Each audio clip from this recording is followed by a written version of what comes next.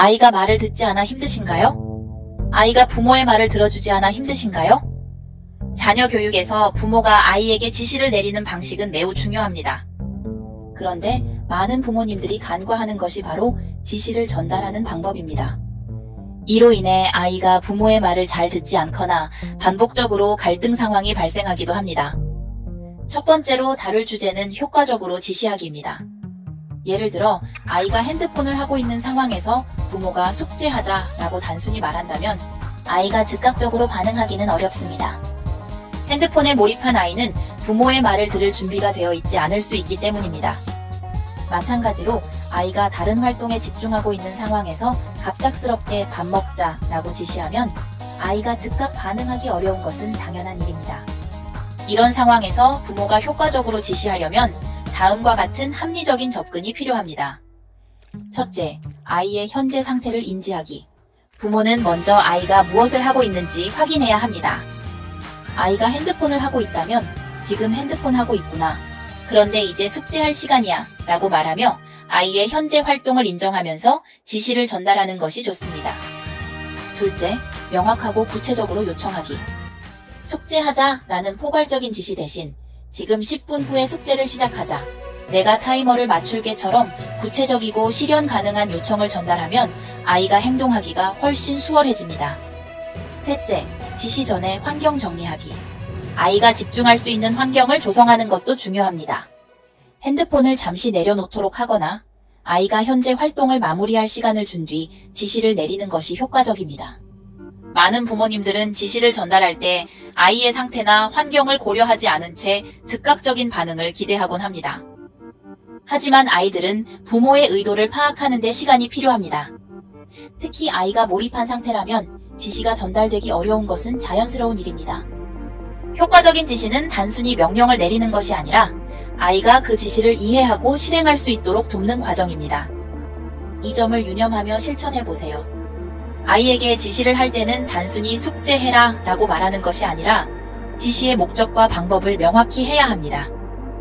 효과적인 지시는 아이가 혼란 없이 부모의 요청을 이해하고 행동으로 옮길 수 있도록 돕습니다. 이를 위해 다음과 같은 원칙을 기억하세요. 첫째, 지시의 필요성을 먼저 고민하기. 지시를 내리기 전 부모는 지금 이 지시를 꼭 해야 하는가를 스스로 생각해야 합니다.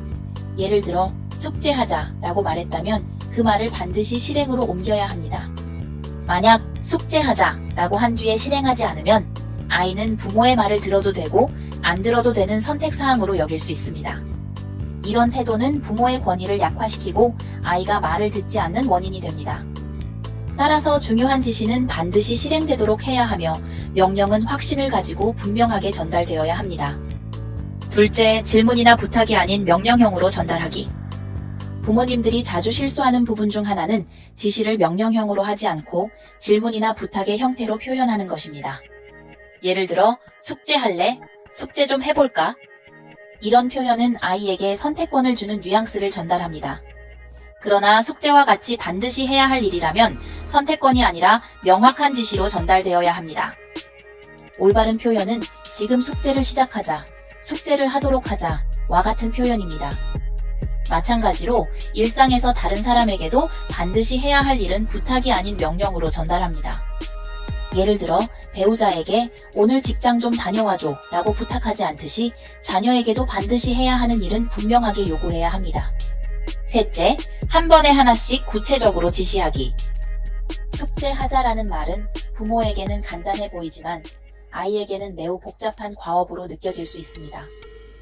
숙제를 하려면 다음과 같은 단계가 필요합니다. 먼저 숙제가 무엇인지 확인하기. 아이는 먼저 숙제의 구체적인 내용을 알아야 합니다. 알림장을 보거나 학교 홈페이지를 확인하는 등의 과정이 필요합니다. 그 다음으로는 필요한 준비물 찾기.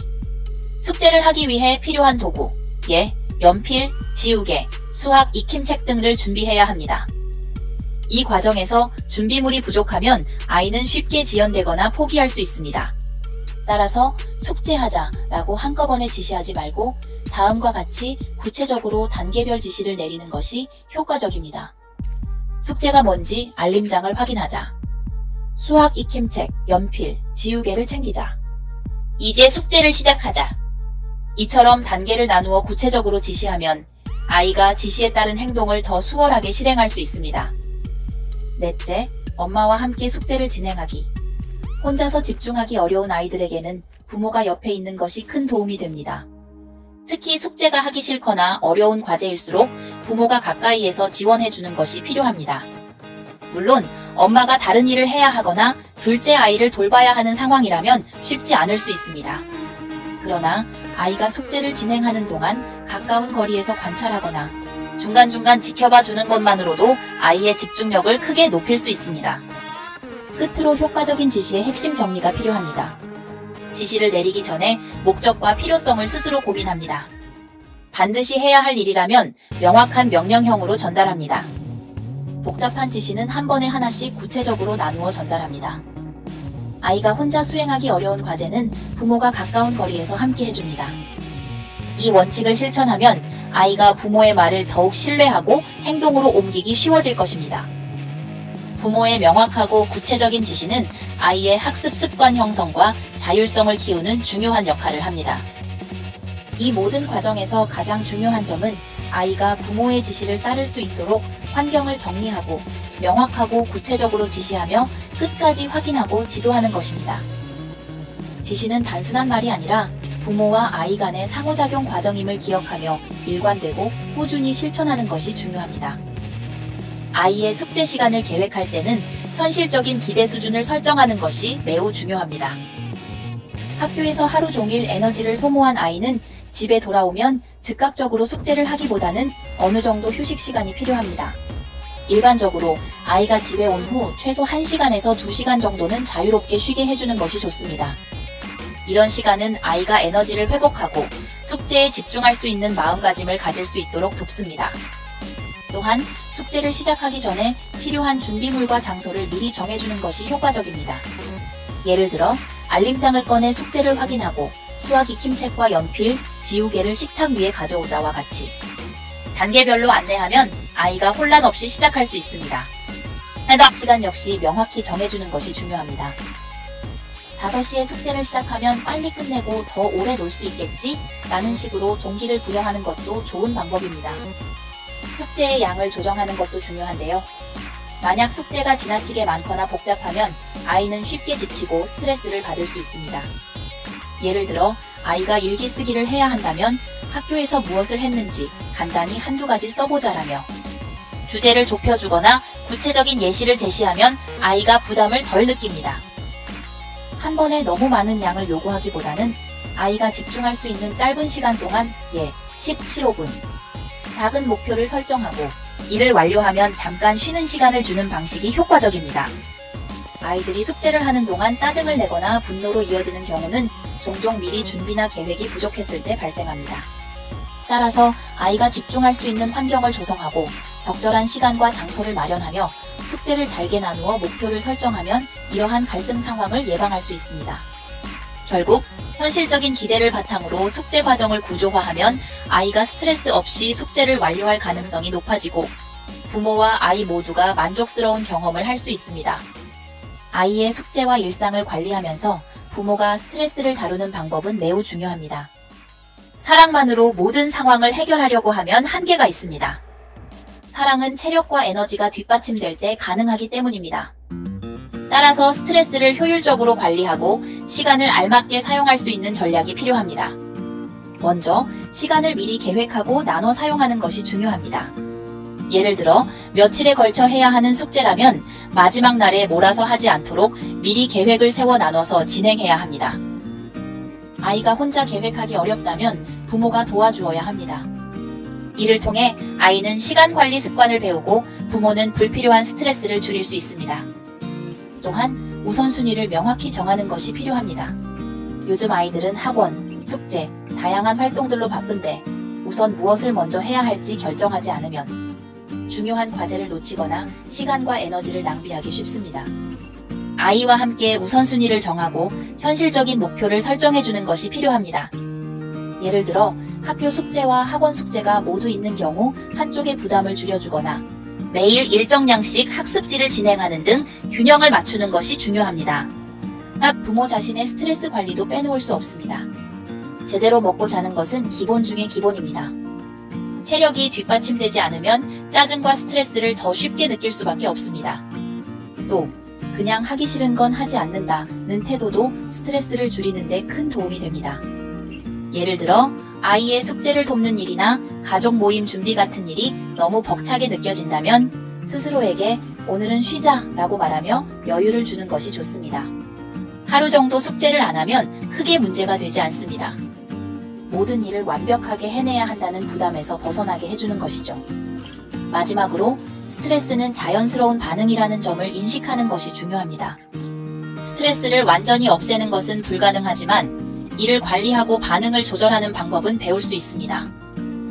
이러한 접근은 아이와 부모 모두에게 건강한 관계를 유지하고 긍정적인 일상을 만들어가는 데 큰 도움이 됩니다.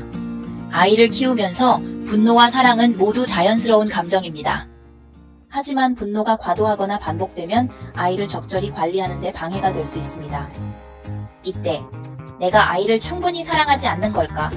혹은 내가 뭔가를 잘못하고 있는 건가? 라고 자책할 필요는 없습니다. 감정을 제대로 이해하고 다루는 방법을 배우는 것이 더 중요합니다. 분노를 이해하고 관리하기 위해 ABC 모델을 활용할 수 있습니다. 이는 어떤 상황이 주어졌을 때 그 상황에 대한 나의 생각이 결과를 결정한다는 원리입니다. 어린아이들은 자주 예상치 못한 행동으로 부모를 당황하게 합니다. 이런 경우 먼저 상황 자체를 바꾸는 것이 유용합니다. 예를 들어 아이가 계속해서 의자에 올라가서 위험한 행동을 한다면 의자를 치우는 간단한 방법으로 상황을 해결할 수 있습니다. 아이들은 아직 스스로 행동을 조절하는 능력이 부족하기 때문에 주변 환경을 바꿔주는 것이 효과적입니다. 그 다음으로는 생각을 바꾸는 것이 중요합니다. 아이가 말썽을 부릴 때 왜 말을 듣지 않을까 라고 생각하기보다는 아이는 아직 어리고 배워가는 과정 중이다 라고 맨날 긍정적으로 바라보는 연습을 할 수 있습니다. 이러한 생각의 전환은 부모의 감정을 안정시키는 데 큰 도움을 줍니다. 아이가 한두 번의 설명으로 이해하지 못하는 것은 자연스러운 일이므로 지나치게 완벽함을 기대하기보다는 아이의 발달 단계에 맞게 관대함을 유지하는 것이 좋습니다. 때로는 결과를 바꾸는 것도 필요합니다. 아이의 행동이 당장 해결되지 않는다고 해서 지나치게 완벽을 추구하기보다 집이 조금 어질러져도 괜찮아 라고 스스로를 다독이며 상황을 받아들이는 것도 좋은 방법입니다. 이런 태도는 스트레스를 줄이고 더 나은 양육 환경을 만들 수 있도록 도와줍니다. 육아 과정에서 분노를 완전히 없앨 수는 없습니다. 그러나 분노를 덜 느끼기 위해 상황을 바꾸고 생각을 조정하며 결과에 대한 태도를 유연하게 가져간다면 훨씬 편안한 마음으로 아이를 돌볼 수 있습니다. 누구나 화를 낼 수 있습니다. 심지어 육아 전문가들도 마찬가지입니다. 내가 화를 낸다고 해서 내가 나쁜 부모는 아니야 라고 스스로를 격려하는 것이 중요합니다. 아이를 키우는데 가장 필요한 것은 완벽함이 아니라 꾸준한 노력과 자신을 돌보는 마음가짐입니다. 오늘 영상으로 여러분의 육아에 조금이나마 도움이 되었으면 합니다. 시청해주셔서 감사합니다.